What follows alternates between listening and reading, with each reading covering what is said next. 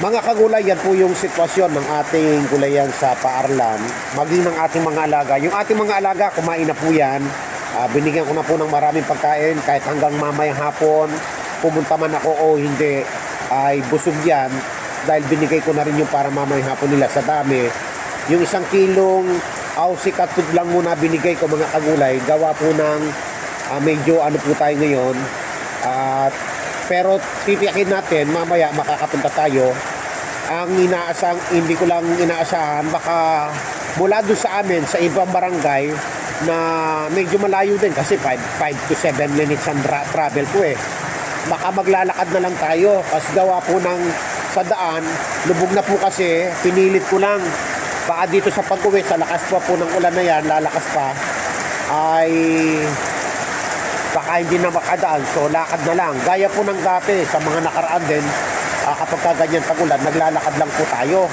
Yung ating mga alaga, binigyan ko na po ng 1 kilong Aussie cat food.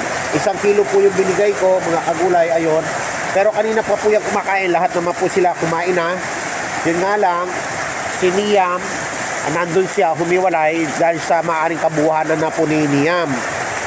Yung mga pananim natin, medyo ayan ang problema. Kaya yung mga pinagpaguran po natin, buti nga hindi pa ako nakapagtanim dito. So yan po yung nagiging sitwasyon sa gulayan. So dahil napakarami naman nilang supply sa bahay, ang gagawin ko, pag nakauwi ako, 2:00 pa lang pupunta na ako rito, magdadala na agad ako ng luto na ulam para sa kanila. Kasi hindi po pwedeng ano yan. Yan po yung sitwasyon, oh. Puro tubig na po. Yung motor ko nasa labas, pero kung malalim po yan, wala pang kwenta yan sa dinadaanan ko. Kasi yung mismong tubig ng sapa nasa daan na. Ganyan po, hindi lang ako makapag-video dahil wala naman pong tigil yung ulan. Ayan, napakadilim pa po ng paligid. Actually, napakadilim pa po ng langit niyan sa tindi ng pagbagsak ng ulan. Pero hindi nga tayo pwedeng hindi pumunta sa school dahil umaasa sa atin yung ating mga alaga. So yung ating mga alaga umaasa po dyan.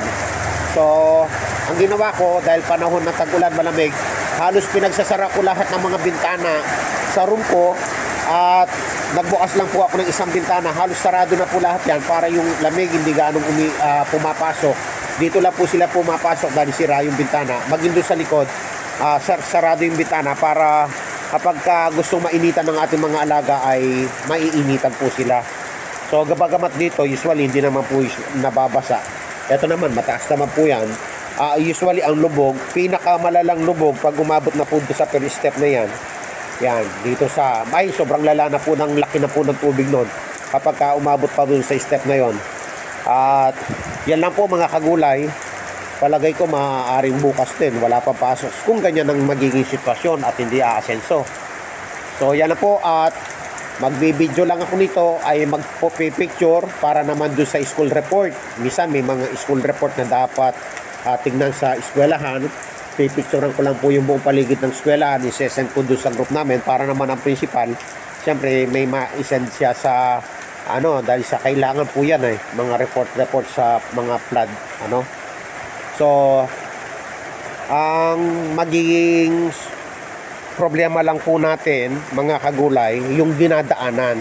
Kahit dun sa may bandang amin pa lang kanina, halos ayaw ko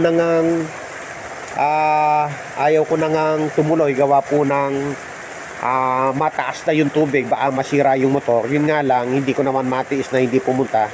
Kaya ngayon, pag nakauwi ako, mamayang hapon, maglalakad na lang po ako pag hindi tumigil ang ulan. So ang lakaran nun, nasa 7 kilometers. Siguro ang lakad ko nun, nasa 45 minutes lang naman ang lakad. No? So, yan po ang ating mga alaga. Ayaw ko po kasi buksan yung pintuan, gawa po nang nasa loob sila. Ayaw ko silang lumabas dito. Ito mga lang ito Lalo na itong si Snow. Talagang makadadi yan Gusto niya, dumedi ng dedi sa gamit ko So ayan na po sila. Iba. So yung binigay ko, yung pagkain po nila good for one day, binigay ko na. Pero hindi po tayo papayag hanggat kaya po natin mga kagulay. Mamayang hapon, magluluto na tayo ng chicken. Tapos dadalhin na lang po natin ng luto para pakakainin na lang po natin. So yan lang po mga kagulay. Maraming salamat. Sana pakisupport po ang Muntikong Gulayan sa Kaarlan.